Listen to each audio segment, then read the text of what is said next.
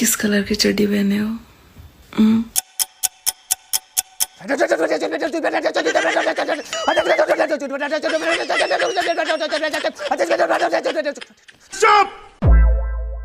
पर्सिबाट AC छ, केही आउँदैन। कसरी पास गर्ने होला भगवान, कसरी पास गर्ने होला? किन चिन्ता गर्छस्, म छु त यहाँ, म सिकाइहाल्छु नि तँलाई। सिकाइस् तैले, जसलाई चाहिँ एसई को फुल फर्म नै थाहा छैन त्यसले सिकाउने रे मलाई। किन थाहा छैन मलाई? एसई दिने विद्यार्थीलाई एसई को फुल फर्म थाहा हुँदैन? त्यसो भए भन्न त के हो एसई को फुल फर्म? त्यति जाबो। एसई मतलब स्कुल इन्डिङ इन्जोयमेन्ट। नेपालीमा भन्नु पर्दा स्कुल सकियो अब मोज गर।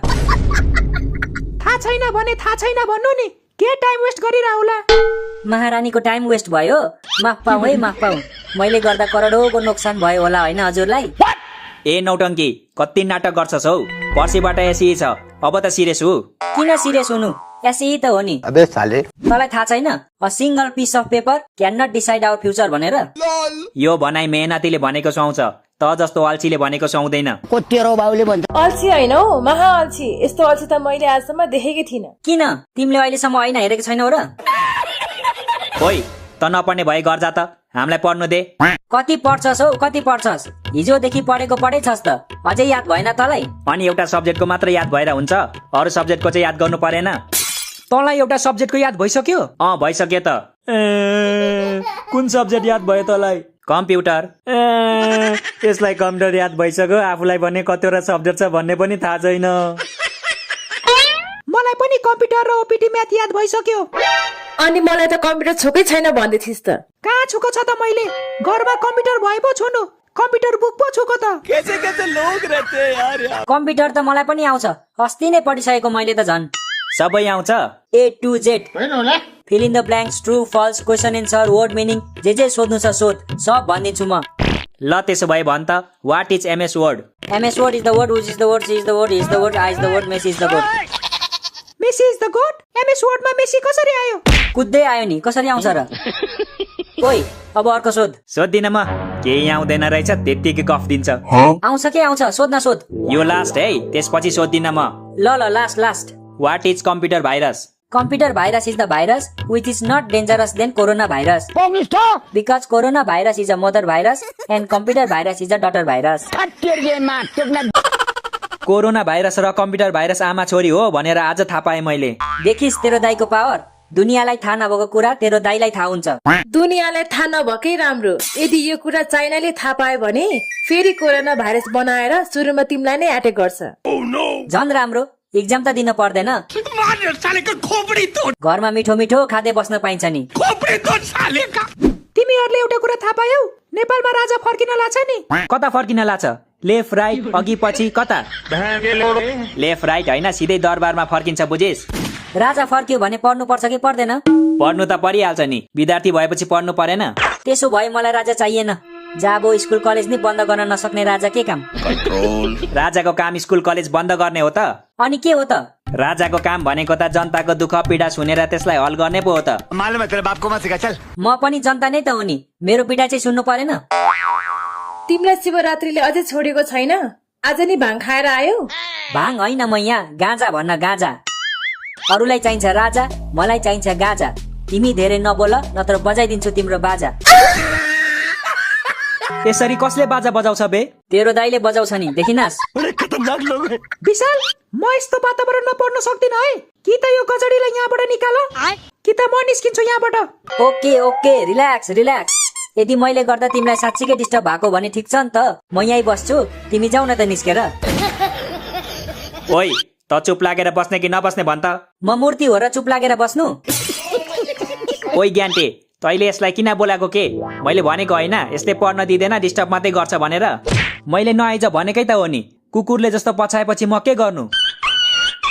अघिल्लो जन्ममा कुकुर थियो होला नि त, त्यही भएर कुकुरले जस्तो पछ्याएको होला नि। अब तू गया बेटा। हो म कुकुरै थिएँ र एक दिन म भौ गर्दै हिँड्दा तिमीलाई पनि देखेको थिएँ, हातमा केरा बोकेर एउटा रुखदेखि अर्को रुखमा हाम फाल्दै गरेको। त्यस्तो त बाँदरले गर्छ होइन र? बाँदरले मात्रै गर्छ, बाँदरनीले चाहिँ गर्दैन।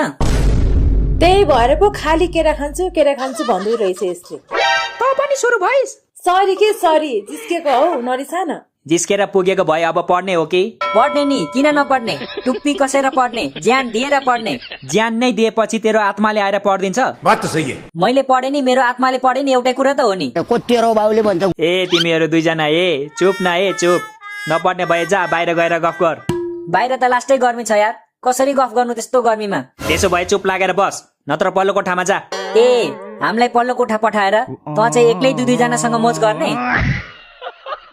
ओइ गजडी चाहिँ पातै बोल्न लाज लाग्दैन लाज त तिमीलाई लाग्नु पर्ने हो केटी भएर केटाको घर किन आएको तिमी कसको घरमा आए म यो घर मेरै त हो नि ए तिम्रो पो हो म त यसको भन्ठानिया बकचोदी मत कर लौड़े। अनि तिम्रो बाउको घर चाहिँ कहाँ छ नि यही हो के यही हो उसको घर पनि यही हो उसको बाउको घर पनि यही हो उसको आमाको घर पनि यही हो आमाको घर त मैले सोधेकै थिइनँ नि किन भन्नु पर्यो बाठो भएर अब एक शब्द नबोल है चुइक्क मात्रै आवाज निस्कियोस् त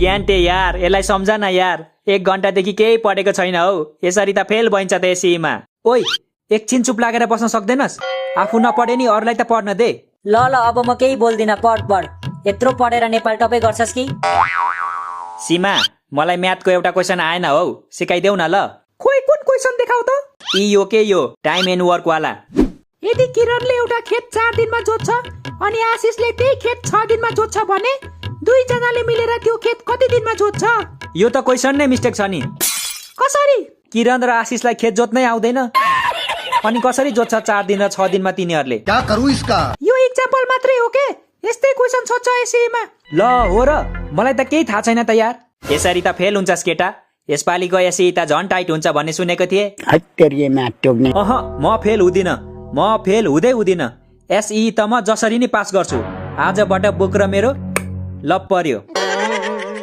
अहिले लप पर्छ भरे घर पुगेपछि ब्रेकअप हुन्छ छोटो लभ स्टोरी होइन अब त एसई सम्म मेरो जिएफ भनेकै यही बुकहरू हो टिकटक इन्स्टा फेसबुक सब डिएक्टिभेट गरिदिन्छु अब अनि तेरो टिकटकको 20 जना फलोअरहरू रिसाउँदैन तैले डिएक्टिभेट गर्दा फलोवर होइन फ्यामिली भन फ्यामिली ए सरी तेरो 20 जना टिकटक फ्यामिली रिसाउँदैन तैले डिएक्टिभेट गर्दा रिसाउँदैनन् म एउटा स्टोरी हालिदिन्छु नि त going offline for some days भनेर going offline for some days लेखेर अर्को दिनै लाइभ आउलास् नि फेरि आउँदिन अब त एसई सम्म पढेको पढै गर्ने हो तिमीहरू पनि मलाई फोन गरेर डिस्टर्ब नगर्नु बुझ्यौ हामीलाई तिम्रो नम्बर त थाहा छैन फोन गर्ने त कुरै भएन नि नम्बर भए पनि हामीले तिमीलाई किन कल गर्थ्यौं र एउटा ह्यान्डसम केटालाई केटीहरूले किन कल गर्छ त्यो पनि मैले भन्नुपर्छ र ह्यान्डसम रे अनि यो कालले पनि के सुन्नु परेको हौ जे सुन्यौ सही सुन्यौ मेरो साथी ह्यान्डसम त छ नि मैं तो तेरे को हरामी समझता था। के कमी छ र मेरो साथीमा हाइटमा हाइट छ 3 फिट क्या कर रहे हैं यार तू?